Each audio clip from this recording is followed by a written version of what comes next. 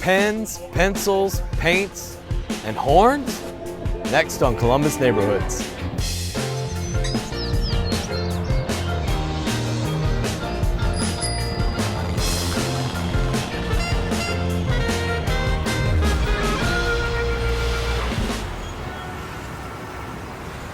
Support for Columbus Neighborhoods is provided by At American Electric Power, we've been proud sponsors of WOSU Public Media for many years and strong supporters of our headquarters city here in Columbus, both downtown and in neighborhoods like yours. State Auto Insurance Companies, serving customers and communities for nearly a century. Today, a technology and transformation company. Risk takers, creators, innovators. A company defined not by its history, but by its people. State Auto.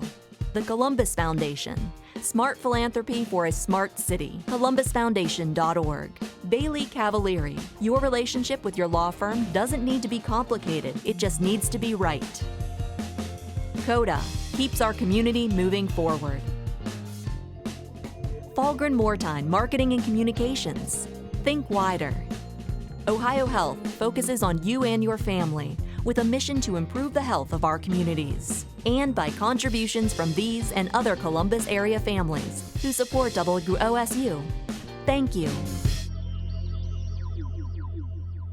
There are a few basic necessities every artist needs, and of course raw materials are top of the list, whether it be graphite pencils or paintbrushes.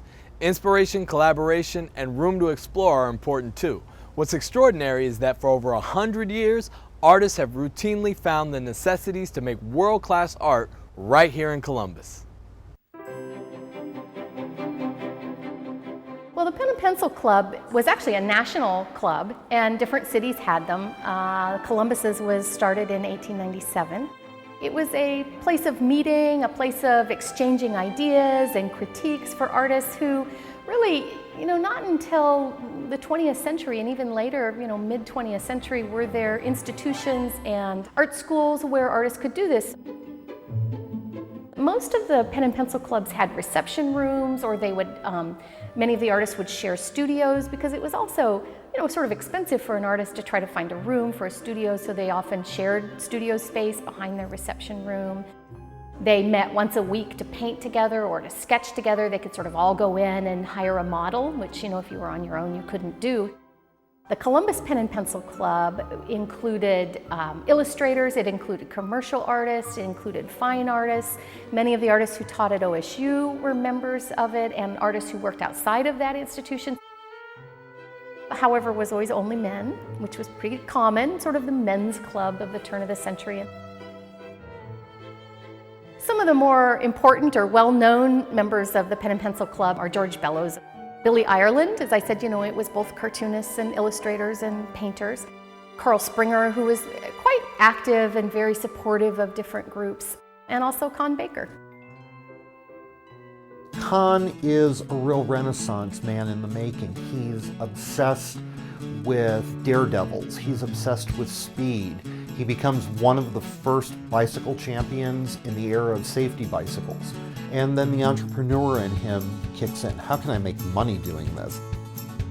He stitches together this velveteen red costume of a devil, even with the little ears up above. He becomes the first person to actually perfect a loop-de-loop on a bicycle. People have tried it, they've died because the bicycle has gone so far in the loop and it's fallen and they've broken their necks. Con Baker married Laura Calvert, a young woman he met in India, and eventually they settled down in the University District neighborhood.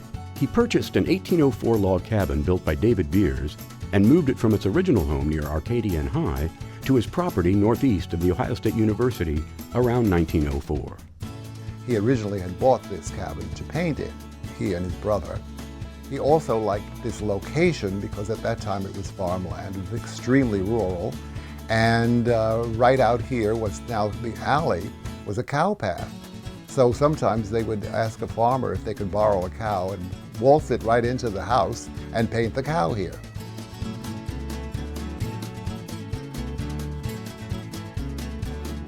And it just becomes this, this wonderful art studio where these great things are happening.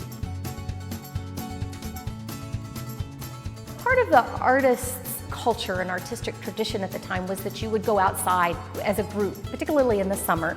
And so many of these artists would go to the Beers cabin, and again, it'd be like a weekend to get out and do a guy thing, but it would include sketching. So you would go out for the day and you would sketch out in plein air, as they would say, or the French would say. So outside, sometimes painting direct from nature, sometimes just sketching, but then you would come in at the end of the day and critique each other's works.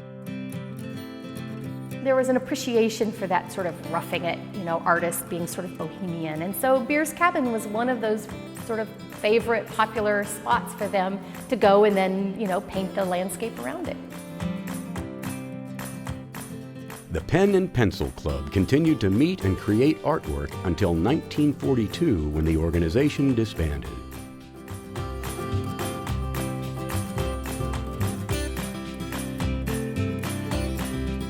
George Bellows was a founding member of the Pen and Pencil Club.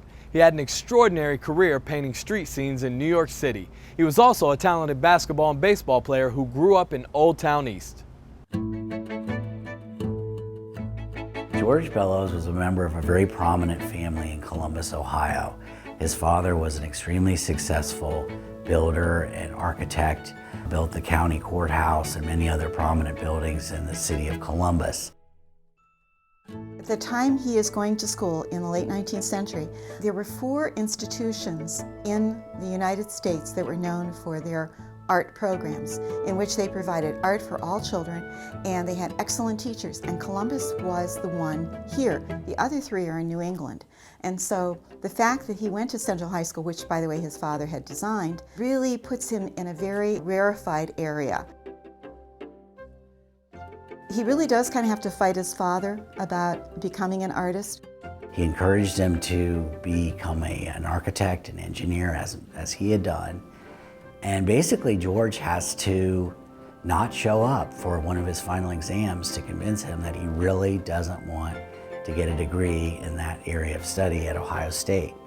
So that message gets through to his father, and his father gives him an allowance and sends him off to one of the best art schools in the country in New York City, and I think very apprehensively. So essentially when he gets to New York, it's quite a transition for him from this fairly traditional background in which they celebrated simple virtues of everyday living to an environment where he had great wealth and affluence and a celebration of that by many of the artists who painted in a genteel mode, only the most elegant, rarefied aspects of society in New York City. And then that's juxtaposed with what he sees every day, where he's walking past kids that are swimming in filthy river, seeing tremendous poverty.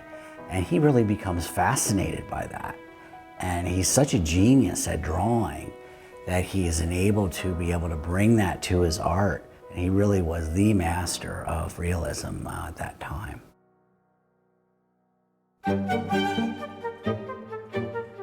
He keeps returning again and again to Columbus, even though he marries a woman who is from New York.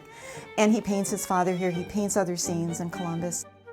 Bellows was very supportive of the fledgling museum in Columbus and really encouraged a number of his important friends to participate in exhibitions of realism at the Carnegie Library, which is where the precursor to the Columbus Museum had exhibition space.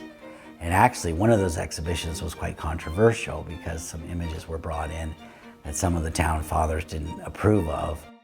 Some of them depict male nudes, and others are boxing scenes. And Columbus technically has a law against pugilism. Not that there was anything blue-stocking about the men of Columbus. It was just a very segregated world of dominating morality. And there is a great deal of discussion about, should he be able to show these or not? And eventually a deal is struck and compromise, and they take those questionable paintings and they put him aside in a room. And it's really the men's room only that can view them. Women can't see them. They were considered too graphic or intense for the genteel society of Columbus at that time. He was instrumental in bringing people in for teaching at the Columbus Art School. He did a number of portraits of professors for Ohio State University. and travel back and forth to visit his family on a regular basis. So he didn't forget his hometown.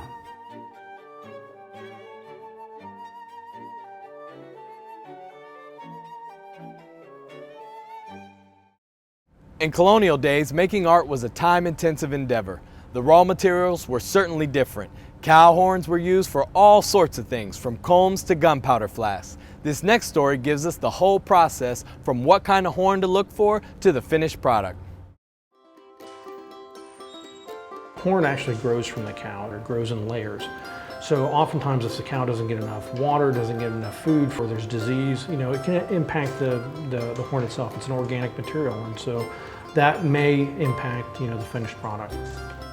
I would be starting off with a horn like this. It's very simple, it comes off the cow. There's a insert part that's called the core that is removed by boiling, preferably outside. It's definitely not an indoor activity. Then the horn is dried.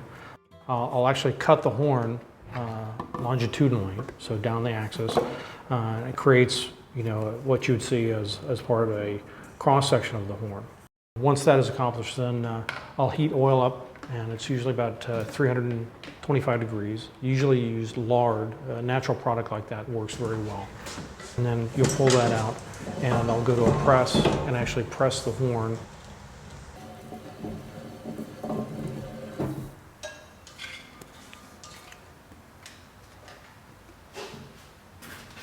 And that produces a flat shape like this, to which I would then use that shape to finally create the flattened lady's comb, as you see here.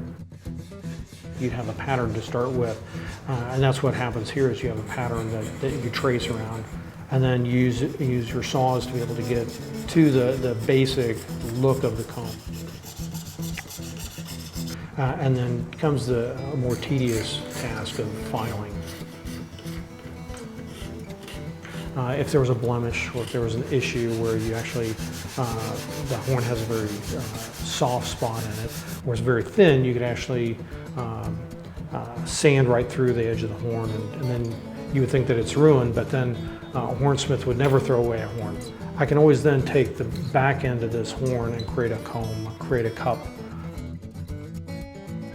A lot of people don't say, well, I'm not an artist, I can't do this. It just, they're not opening up their mind to the point where they can receive that. It doesn't matter. It can be anything from drawing to painting to horn work. It's just getting in touch with, connecting your brain to your hands.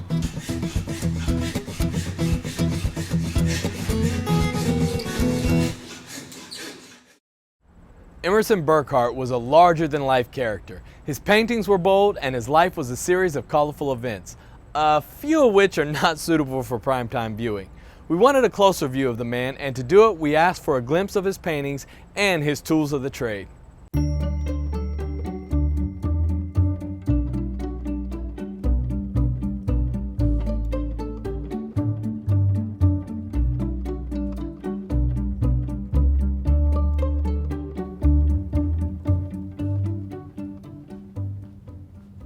Hi, Becky. Hi, Brent. How are you? I'm great. It looks like art has invaded the Ohio History Center. What's going on? What we've got here are some materials related to Columbus artist Emerson Burkhart, who you can see pictured over here in one of his many self-portraits, this one from 1947. So he was a 20th century artist? He was indeed, yes, born in 1905 in Kalida, Ohio. Did he specialize in oil or watercolor, or did he work in a lot of media? He mostly worked in oil, which you can see from his paint box here. This is his? But inside, we see, wow. These are paints that were still in his paint box when he died in 1969. We have his field palette here. And if you turn it over, again, covered in paint, and it's actually labeled Emerson C. Burkhart Field Palette.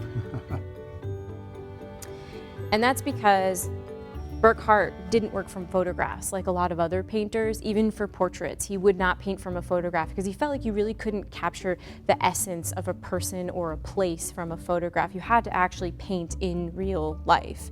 And so this is the kind of field palette that he would have used while painting on a sidewalk. By the 1940s, he started painting the people and places in his neighborhood. He lived on Woodland Avenue right here in Columbus. It's a wonderful example of this high point in Burkhart's career that we see in this 1946 portrait of Mrs. Coleman. She lived in his neighborhood, and Emerson Burkhart knew her son. He painted this in 16 seatings, and we know this because he put a slash mark on the canvas each time. What's notable about this portrait? What's really notable about this portrait is that it is a portrait of a woman, at least on the surface. Instead of just painting subjects at this point, he's actually starting to make some political statements with his work. He uses a lot of paint. It's very thick, and it catches every intimate little detail. You can see all the veins in her arms, the wrinkles in her skin. And when you look at her face, she has just such sad eyes and drawn lips, and you can tell that her life has been very hard. And this really, this painting, Mrs. Coleman, is standing in for this whole generation of African-American women who have very hard lives. They suffer not only from discrimination, but also from sexism. And you can see that in her face and in the wrinkles and in the tough look in her face. She's a very tough woman. Well, it's a fascinating life, and these are really interesting items associated with him. Thanks for sharing them with us. Oh, you're welcome. In the art world, the difference between learning your craft and mastering it is how much risk you're willing to take. But taking risks is a tricky process. This next story is about teaching young artists to take risks through dance, painting, or other art forms. Transit Arts is a youth arts program for young people ages 12 to 21, and they never leave. I've noticed that pretty much any young person that I've met, any teenager, is extremely creative, and if they don't have a way to channel that creativity, it can turn into a very negative situation. You know, there's so much violence and everything in the community where you need to have like a safe haven, and Trans Arts is that safe haven where kids can come and just feel free to express yourself and feel safe. The creative process encourages young people to take risks. And what do teenagers do? They take risks, and we remember some of the risks that we took. And so having an opportunity to take a risk in a creative, positive setting is a very safe environment that can be a really important alternative to some of the negative risks that kids can take out there. We've had young people in the program who have graduated from college and were wonderful artists in the program, but they went off into political work or working in a legal office. And those skills that they learned when they were doing the public speaking on the microphone or designing a visual arts piece has really helped them in that other career. So they're creative thinkers, they're very confident, they really know how to ask for what they need. I used to be an angry, angsty young person, and through the program I became more self-aware and learned how to place my anger and my emotions in a positive way. Every single day when I come in, I learn something new from young people. Teenagers are just so brutally honest in the best way. So they'll ask questions, they'll explore things, they'll argue. Just asking those questions forces me to think about how I perceive things and to kind of have that back and forth banter to say, okay, well, here's my thought and what's your thought, and let's research this. And it's just an exciting process. You'll find Transit Arts in their newly renovated studios at the Walter and Marion English Center for Art and Community at 1251 Brighton Road in the Old Town East neighborhood. Craft beer is big in Columbus. Ever wonder how we ranked alongside big brewing cities like Portland? Find out about that story and more at Curious C-Bus, where you submit a question online, and if voters agree, we report the story together.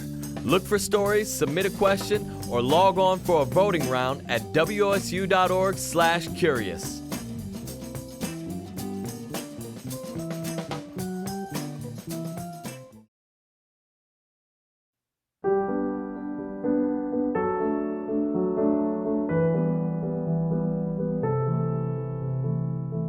Art is very therapeutic to me. Some people say, you don't know where you'd be without it, but I'd probably be dead or in jail. It's redeemed my spirit in life. I grew up in Cleveland, Ohio, on the east side. And in grade school, 5th or 6th grade, my teacher told us to do a drawing of our imagination, and he was blown away by my drawing, and I became teacher's pet, and I needed the special attention. I needed somebody to tell me I was, worth something, and I have something of worth. I kept that picture for a while, but somehow we had a house fire and lost it. I'm a little bit slow, but the teacher at the elementary, they told my parents in my presence that I was semi-retarded, and that hurt me academically along the way in life. But today, I still I'm slow, a little bit slow, but that's okay. I mean, I'm a survivor. I'm a survivor in this.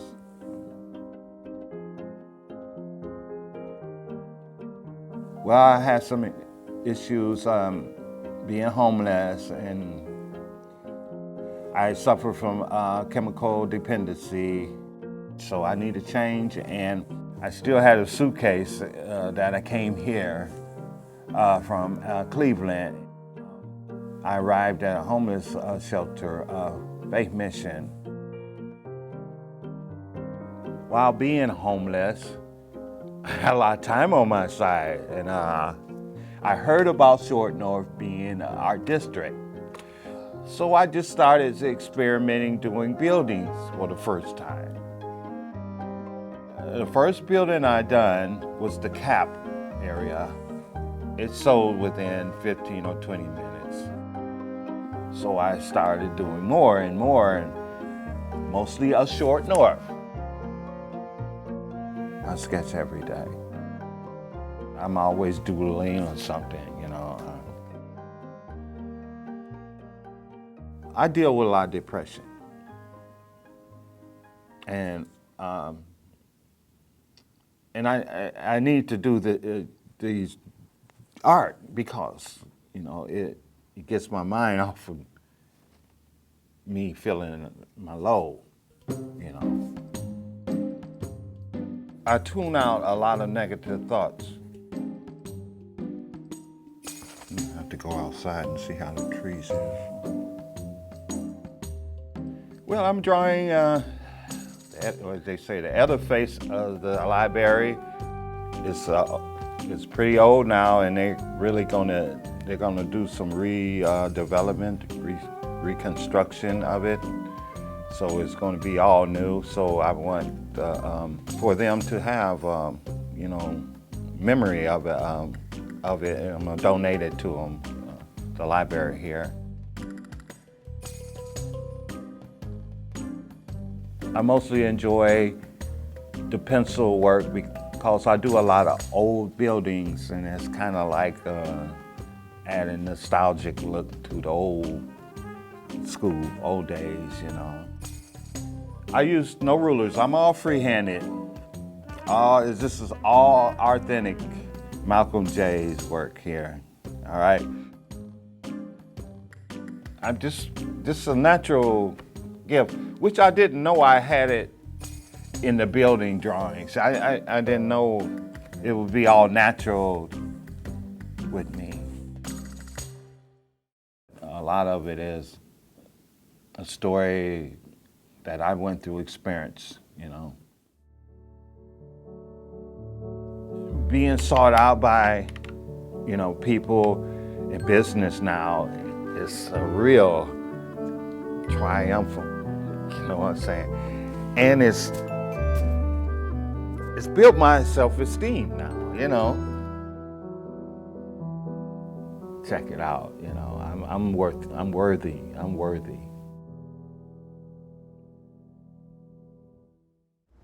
Thanks for being with us. And remember, you can catch all of our episodes on columbusneighborhoods.org. And you can watch our stories on the WOSU mobile app and follow us on Facebook, Twitter, and Instagram. We'll see you here next week on Columbus Neighborhoods.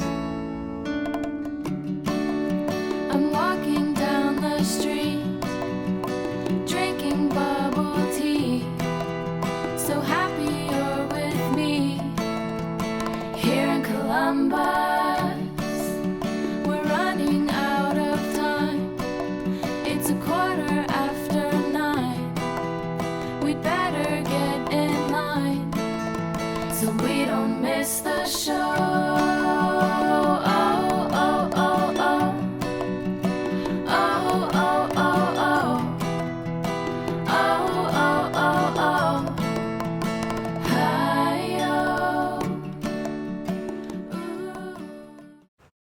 Support for Columbus neighborhoods is provided by At American Electric Power, we've been proud sponsors of WOSU Public Media for many years and strong supporters of our headquarters city here in Columbus, both downtown and in neighborhoods like yours. State Auto Insurance Companies, serving customers and communities for nearly a century. Today, a technology and transformation company. Risk takers, creators, innovators. A company defined not by its history, but by its people. State Auto. The Columbus Foundation. Smart philanthropy for a smart city. ColumbusFoundation.org. Bailey Cavalieri. Your relationship with your law firm doesn't need to be complicated, it just needs to be right. CODA. Keeps our community moving forward. Falgren Mortine Marketing and Communications. Think wider. Ohio Health focuses on you and your family with a mission to improve the health of our communities. And by contributions from these and other Columbus area families who support WOSU. Thank you.